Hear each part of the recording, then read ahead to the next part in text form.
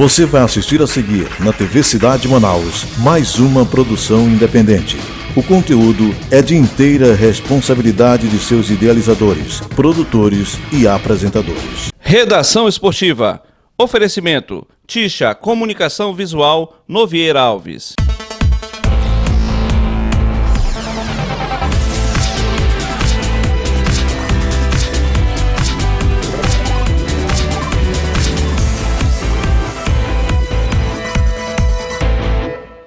Alô, amigo da Redação Esportiva, um abraço. Estamos de volta aqui na Arena Amadeu Teixeira, acompanhando o Campeonato Brasileiro de Handebol Feminino, categoria cadete. Aqui do meu lado, o Paulo André. Vamos levar para você tudo que vai acontecer do esporte nacional, local e internacional. Hoje nós teremos também o jogo do Vasco contra o Londrina pelo Brasileiro da Série B. O Campeonato Brasileiro de Levantamento de Peso Olímpico, o Amazonas ficou na terceira colocação, o Campeonato Amazonense Infantil e Juvenil e também o UFC 40. O Adriano Martins, o amazonense, não foi bem, perdeu lá na Inglaterra no último sábado. E aqui estamos acompanhando o Campeonato Brasileiro de Cadete do Handebol Feminino, que começou no último sábado e vai terminar nesta quarta-feira, com a participação de 8 equipes. Tudo bem, meu xará? Nosso colega, jornalista, repórter Paulo André. Tudo bem, Paulo? Tudo bem, meu xará, Paulo Rogério. Vamos aqui falar para o internauta, para o nosso telespectador, as principais novidades do esporte amazonense. Ah, com certeza, principais novidades. E aqui você acompanha ao fundo, neste momento, a equipe do Rio Negro joga pelo Campeonato Brasileiro de Cadete Handebol Feminino e, é claro, a Redação Esportiva acompanhando tudo que vai acontecer. Daqui a pouco a participação também do Auricélio Andrade, que é vice-presidente da Liga de Handebol do Amazonas. Você vai acompanhar aqui no seu Redação Esportiva. Paulo, vamos agora destacar o jogo do Vasco da Gama, Campeonato Brasileiro da Série B. O Vasco ganhou do Londrina, aliás, ganhou do Londrina, né? Mas aquele gol contra, aliás, faz um golaço.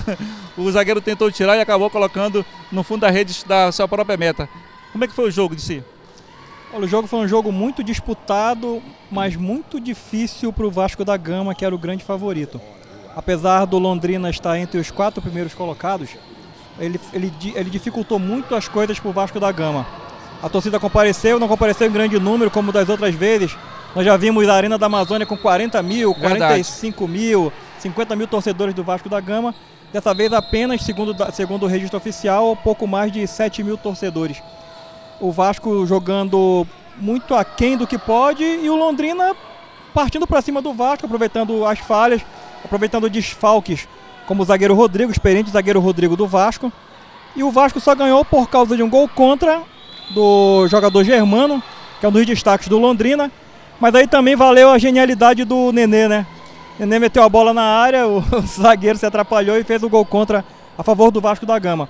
Mas o Vasco precisa melhorar muito, está com 54 pontos, 1 ponto de diferença do líder Atlético Goianiense. O Vasco joga agora no próximo final de semana. Ele tem 3 jogos em casa, são 3 jogos vencendo, praticamente sela a sonhada classificação para a Série A do Campeonato Brasileiro, de onde eu acho que nunca deveria ter saído. É verdade, aliás, o Londrina é uma boa equipe, uma equipe que foi muito bem no primeiro tempo, foi melhor ainda no segundo tempo, uma equipe que sabe tocar a bola, tem bons jogadores, jogadores rápidos, jogadores habilidosos, não conseguiu o empate, porque na minha opinião, Paulo André, o resultado foi totalmente injusto. No mínimo, o empate ou até mesmo a vitória do Londrina não seria nenhuma surpresa. O Londrina ocupa ali as primeiras colocações da Série B, vai lutar com certeza por uma vaga, o acesso na Série A do ano que vem. E a gente verifica isso, Paulo Rogério, bem observado, que um dos grandes destaques, se não o maior destaque do Vasco, foi o goleiro Martin Silva, né? Com grandes defesas em ataques perigosíssimos do Londrina. Então, quando a gente vê que o goleiro é o destaque, você já verifica que o time não foi tão bem, né? E o detalhe, o técnico Jorginho no segundo tempo, no primeiro, tentou tirar ali o atacante do Vasco, ele não quis sair. Enfim, o Vasco veio de 2 derrotas consecutivas, venceu em Manaus, mas devido ali à falta do Rodrigo, porque pediu licença para resolver alguns problemas particulares, segundo o próprio jogador. Então, depois que ele saiu, a defesa ficou vulnerável. O Rodrigo é um jogador importante que faz falta na equipe do Vasco.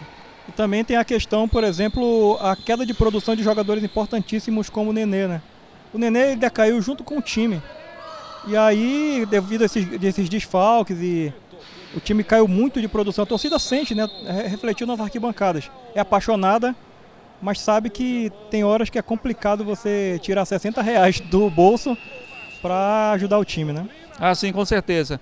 Então, portanto, o Vasco venceu Londrina, mais uma rodada no Campeonato Brasileiro da Série B, na Arena da Amazônia, no último final de semana, e é claro, a Redação Esportiva acompanhou. Vamos agora sair do futebol, vamos falar do Campeonato Brasileiro de Levantamento de Peso Olímpico. Nós fizemos o programa lá na concentração, na preparação da equipe, e o Amazonas ficou na 3ª colocação.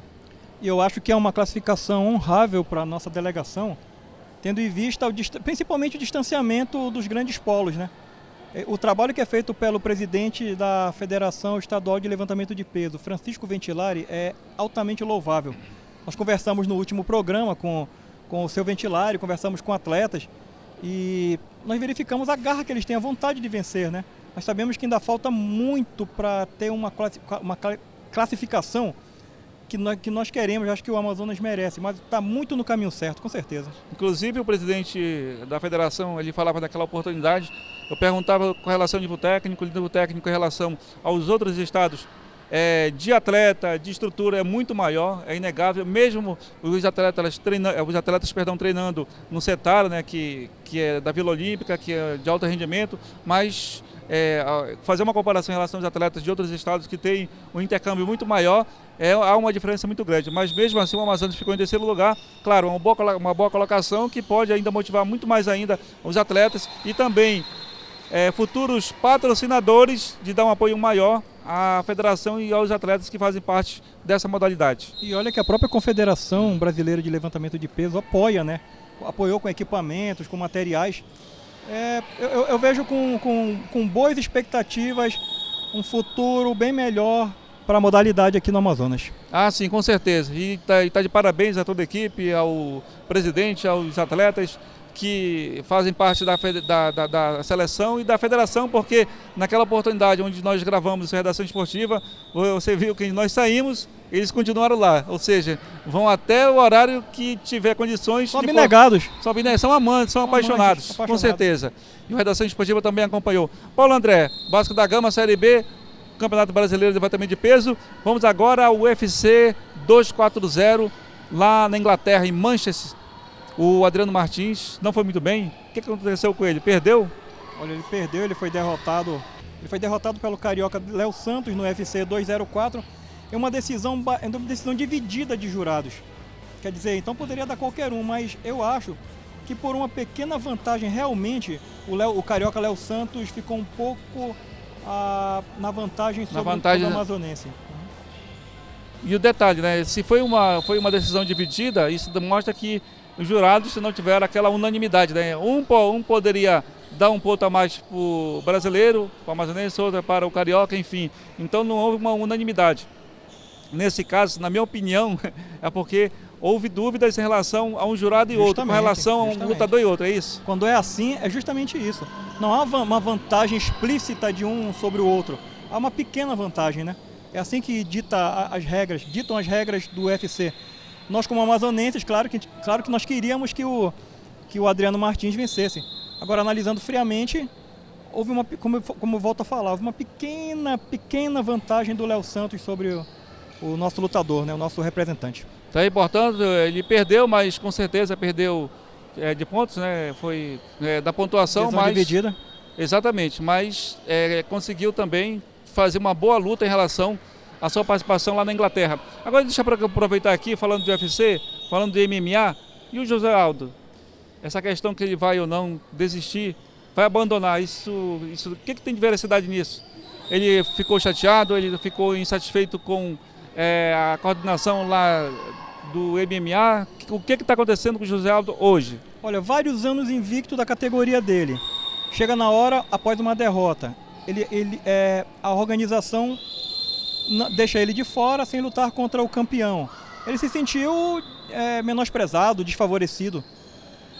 Mas eu acho que, sinceramente falando, ele não deveria pedir para sair, nem sair, porque ele é uma estrela. A hora dele vai chegar, de uma hora para outra vai chegar. Eu acho que, digamos, talvez tenha sido um pouco precipitado da parte dele, analisando friamente novamente, como eu gosto de falar, porque eu acho que ele ainda tem muita lenha para queimar no UFC. Eu espero que ele reconsidere a ideia dele, se está definitivo ou não, porque eu e outros admiradores das boas lutas queremos lutadores como o José Aldo no ringue, conquistando, vencendo, lutando, fazendo as boas lutas, né? Acho que o caminho é esse, né? Eu queria falar também aqui, foi uma coisa curiosa, o nosso porque ele é capixaba, mas começou aqui, que é o nosso Ronaldo Jacaré, também lutador do UFC, que chamou os lutadores do UFC nessa última competição, a 204 em Manchester, chamou os lutadores de mercenários. Declaração pesada, hein? Declaração pesada, né? Ele pegou firme, né? Pegou firme, bateu forte. Pegou firme, tá certo, não tá? O UFC é um mundo de críticas, né? A organização sempre se é ele criticada. falou alguma coisa é porque ele sabe, né? Ele conhece os bastidores. Ele falou, então, foi um desabafo dele, porque alguma coisa ele sabe, claro, ele vive lá dentro, ele sabe dos bastidores, então ele sabe de muita coisa, né? De pouca coisa não. A boca pequena, ele acha que os lutadores só querem dinheiro, não querem as boas lutas. Por exemplo, ele não foi desafiado ainda. Ele queria ser desafiado, o campeão da categoria escolheu um outro lutador. Isso feriu os brilhos dele. Então vamos ver no que vai dar aí, né? Tá o certo. mundo do UFC tá quente, não tá quente só dentro do ringue, não. Do octógono, aliás. Com certeza, também fora do octógono. E aqui, só lembrando, a Arena Amadeu Teixeira, estamos acompanhando aqui o Campeonato Brasileiro de Handebol Feminino, categoria cadete. Neste momento, o Rio Negro joga na competição, o Rio Negro já não tem mais chances de medalhas, de conseguir uma classificação melhor na competição, mas é o único representante do Amazonas no handebol. 8 equipes participam, de São Paulo, que é como sempre, um estado sempre forte, e o Rio Negro montou uma equipe, inclusive com jogadores do interior. Justamente. Acho que competições como essa, elas só têm a engrandecer a modalidades como o handebol, né? Que são modalidades que não são tão destacadas aqui no nosso estado. Isso gera muito público, gera um intercâmbio, né? Esse intercâmbio que a gente precisa. Acho que é por aí. Tá certo, com certeza. E participa aqui de equipes, inclusive de Roraima, é isso, Roraima, São Paulo. Aqui na competição, neste momento ali, você pode também acompanhar as equipes que estão participando. Daqui a pouco tem o Auricélio Andrade, que é o vice-presidente da Liga de Handebol do Amazonas, que vai falar um pouco mais da competição, do handebol local, enfim, ele que já trabalha, já milita dentro da modalidade há muito tempo, vai falar um pouco mais sobre isso. Só lembrando um pouco que quem não conhece do mundo do handebol, o ex-jogador Canhoto, né? Sim, que foi seleção brasileira, que teve grandes participações pela seleção nacional, o Piolho também. Quer dizer... O Piolho não é na cabeça não, o Piolho é o grande jogador. Lembrei do Canhoto porque ele teve muito destaque, né? Morava na Zona Sul, lá onde a gente morava, se não me engano, Betânia ele morava. Exatamente. Um grandes jogadores do futebol amazonense, talvez o maior. Muito bem, Arena Amadeu Teixeira acompanhando o Campeonato Brasileiro de Handebol Feminino na categoria cadete. Neste momento, o Rio Negro venceu o objetivo de Roraima por 25-15 e fica na terceira colocação em sua chave, mas infelizmente não tem mais chance de chegar à fase final da competição. Daqui a pouco, vamos ao intervalo, daqui a pouco vamos destacar o Campeonato Amazonense, Infantil, Juvenil, Profissionais e também a participação do professor Auricélio Andrade, que é vice-presidente da Liga de Handebol do Amazonas. Redação Esportiva volta daqui a pouco com você. Redação Esportiva. Oferecimento. Tisha Comunicação Visual Novieira Alves. Você está na TVC, o canal local de maior audiência. Muito bem, voltando, a Arena Amadeu Teixeira aqui do Campeonato Brasileiro de Handebol Feminino, categoria cadete. Ainda há pouco o Rio Negro venceu a equipe do Objetivo de Roraima por 25-15 e ficou na terceira colocação em sua chave. E aqui já do nosso lado, viu, Paulo André, o professor Auricélio Andrade, que é vice-presidente da Liga de Handebol do Amazonas. E aí, professor, como é que foi essa participação do Rio Negro e o campeonato em si? Fazer uma avaliação até agora da competição. A competição é de alto nível, né? Nós temos grandes equipes do Brasil aqui, Pinheiro, Mestre de São Paulo, Metodista, o próprio Português de Recife, né? São equipes gabaritadas no cenário do handebol nacional, em todas as categorias, não só na cadete. Nós sabíamos que a equipe local teria grandes dificuldades, né? E como teve. Mas nosso objetivo é colocar novamente a Amazonas no cenário nacional. E isso não vai ser da noite para o dia, né? É um trabalho a médio prazo e a gente tem que colocar primeiro a garotada para jogar, né? E pensar um pouquinho mais lá na frente, desenvolver mais o nosso handebol para a gente estar disputando de igual a igual com esses grandes centros. Professor, boa noite. Qual a importância de uma competição como essa quanto à questão do intercâmbio para o nosso handebol? Geograficamente a gente tem um probleminha, né? Porque para sair daqui de Manaus, a não ser Boa Vista, né, você só vai de avião, né? Então, trazer essas grandes equipes para Manaus, para essas meninas ter um intercâmbio é muito importante, né? Sabe que tem uma diferença técnica entre nós e o pessoal do Sul e Sudeste, né? Mas esse intercâmbio é muito importante, porque com certeza elas estão adquirindo conhecimento e mais tarde vão botar em prática e a gente vai melhorar nosso nível. Professor, esse intercâmbio que o senhor fala assim, falta essa diferença técnica. Então, o que está faltando no handebol local para poder evoluir tecnicamente? O principal que eu acho que falta para todas as modalidades, né? É um pouquinho do incentivo, eu não falo nem incentivo público, né? Mas o interesse do incentivo privado, né? Porque o pessoal bate muito em verba do governo, estadual, municipal, mas eu acho que o esporte ele tem que viver de patrocínios privados, né? A gente tem que fazer o esporte não pensando no dinheiro público, e sim trazer as grandes empresas para junto da gente, para a gente começar a crescer. Professor, qual a classificação da modalidade cadete do Amazonas no ranking nacional? Bem, na realidade é a primeira vez que a gente está participando dessa categoria, né, a nível nacional, né, porque é uma grande dificuldade e sai muito caro também a gente levar para participar, principalmente quando é sul e sudeste, né, é questão de transporte, né, aéreo. Mas a gente já vem desde o ano passado fazendo um trabalho de resgatar o handebol nacional, amazonense no cenário nacional. Ano passado trouxemos o Campeonato Brasileiro de Clubes Adulto Feminino. Esse ano, no primeiro semestre, trouxemos a Copa do Brasil de Clubes Feminino também. No caso, o Amazonas foi vice-campeão dessa competição, né, com o Atlético Adalberto Valle. Né? E esse ano, já olhando um pouquinho mais para a base, que a gente está pensando no futuro, aí, almejar coisas melhores, trouxemos o cadete, né? E vamos colocar também o Amazonas no cenário dos grandes eventos de handebol. Então, o nosso objetivo é esse. Por isso que a gente está realizando essas competições e estamos realizando com grande êxito, né? Todos os clubes, quem vem assistir, o pessoal que vem de fora elogia muito, né, a nossa estrutura, apesar que a gente sabe que ainda não é a ideal, mas em comparação com algumas regiões do Brasil, a gente tem uma estrutura boa para a realização dessas competições. A última competição da temporada? Aqui em Manaus, a nível nacional, sim, né? Nós estamos terminando esse cadete, amanhã semifinal e quartas finais. Mas nós temos ainda o amazonense adulto feminino, segundo turno, e o masculino. Temos o juvenil e o cadete também, feminino e masculino. Tá certo, é importante, estamos aqui acompanhando, recebendo o vice-presidente da LIHAM, da Liga de Handebol do Amazonas, o professor Auricélio Andrade. Lembrando que você também pode participar conosco através das redes sociais, o WhatsApp, o Facebook, e você acompanha aí na telinha aqui do Redação Esportiva, entre em contato conosco, participe, elogie, até mesmo faça sua crítica e sua sugestão em relação ao Redação Esportiva. Vamos lá, Paulo André. Professor, muito obrigado pela sua participação, que o handebol consiga também a massificação, consiga evoluir, crescer dentro do cenário local e quem sabe também do cenário brasileiro em relação ao trabalho que está sendo realizado aqui pela LIHAM e também por vocês, educadores e professores, que é um trabalho muito grande dentro de uma modalidade que é pouco divulgada, que é pouco conhecida, que é pouco também praticada pelos simpatizantes, para quem gosta ou não do handebol. Só uma correção, o handebol é muito praticado, tá? Principalmente nas escolas. É uma modalidade que no cenário de escola, né, a gente tem uma grande massificação.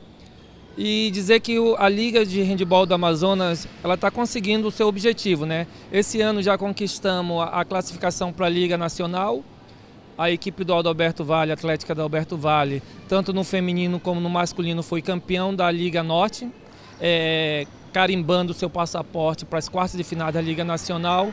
Estamos só esperando finalizar a Liga Sul, Sudeste, Centro e a Nordeste para ter essas quartas de finais, alavancando o handebol amazonense no cenário nacional.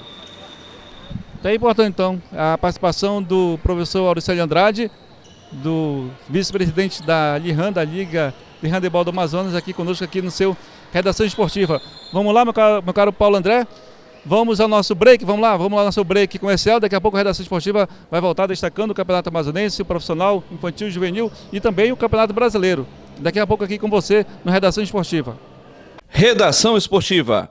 Oferecimento. Tisha Comunicação Visual Novieira Alves. Você está na TVC, o canal local de maior audiência. Muito bem, voltando aqui na Redação Esportiva, Arena Amadeu Teixeira, estamos acompanhando o Campeonato Brasileiro de Handebol Feminino na categoria cadete. Ainda há pouco o Rio Negro venceu o Objetivo de Roraima por 25-15 e ficou na terceira colocação no seu grupo, mas infelizmente não vai poder disputar as finais da competição. Mas antes de finalizar aqui o handebol, a gente não poderia deixar de citar, em Paulo André, Claro. nosso querido Valmir Alencar, um dos maiores desportistas dessa terra. Para quem não conhece, ele é considerado um dos difusores da modalidade aqui no estado. Com certeza. Então, falar de handebol e não falar do seu Valmir Alencar é inadmissível. Então aqui vai o nosso abraço para o seu Valmir, que está presente, está ali nos arredores, ali perto das comissões técnicas e com certeza dando sua contribuição para o handebol amazonense. Ah, sim, com certeza. O seu Valmir é como se fosse o Pelé, não dentro de quadra, mas o Pelé, que praticamente ele foi o inventor, vamos dizer assim, inventor do handebol aqui no Amazonas. Um abnegado. Um abnegado, fez de tudo. Que investiu do seu próprio dinheiro na época das vacas magras. Exatamente. Que depois acabou sendo enganado por certas entidades que queriam se aproveitar do esporte amazonense e ele acabou arcando do próprio bolso com despesas que não eram dele. Com certeza, é uma pessoa que merece todo o respeito, toda a consideração do trabalho dele do handebol, dentro do handebol amazonense. Vamos agora destacando, meu caro Paulo André, o Campeonato Amazonense de Futebol Profissional, categoria de base, infantil e juvenil. Vamos ter uma rodada importante, decisiva, nesta quarta-feira, com jogos importantes, Colina, Arena e também o Carlos Amit. Como é que está a classificação do Amazonense? Quem é o líder, quem é o segundo colocado? Quem luta por vagas aí no G4 para a fase semifinal da competição? Vamos lá. Olha, o líder é o FAST com 25 pontos, seguido do Nacional com 23.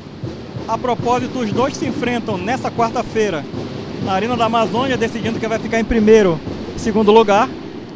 O Princesa do Solimões vem em terceiro com 20 pontos.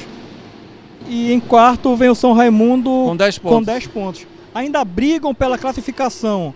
A próxima fase do Campeonato Amazonense, as equipes de Rio Negro, que tem 9 pontos, e Manaus. Nessa briga particular entre eles, o Manaus tem um jogo a menos e o Rio Negro ainda tem 2 jogos a fazer. Exatamente. Agora o jogo que vai pegar fogo é justamente São Raimundo e Rio Negro, porque o São Raimundo tem 10 pontos. É o quarto colocado com 10 pontos. O Rio Negro vem na quinta colocação.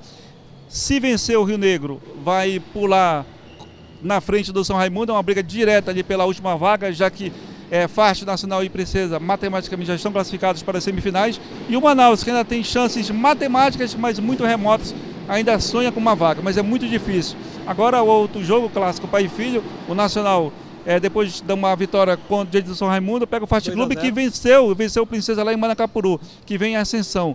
Vamos aguardar. Eu conversava com o técnico Álvaro Miguel do Nacional, ele realmente está numa situação difícil, porque perdeu o Polaco, não tem Eduardo, os principais jogadores habilidosos, rápidos da equipe do Nacional que vieram com ele do Atlético Acreano, então ele tem essa dificuldade em relação, já pensando na fase final da competição. Eu queria destacar o Rio Negro.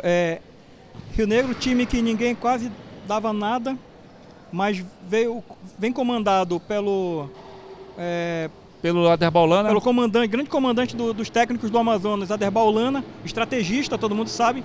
Rio Negro dando trabalho para todos os times que ele enfrenta no campeonato. Infelizmente, nessa reta final, agora para o próximo jogo, ele perdeu o atacante branco, né? Veterano atacante branco, que está suspenso. Mas mesmo assim... Recebeu o terceiro cartão amarelo. Mesmo assim, é louvável, muito louvável a participação do Rio Negro, classificando ou não a participação dele aqui nesse estadual.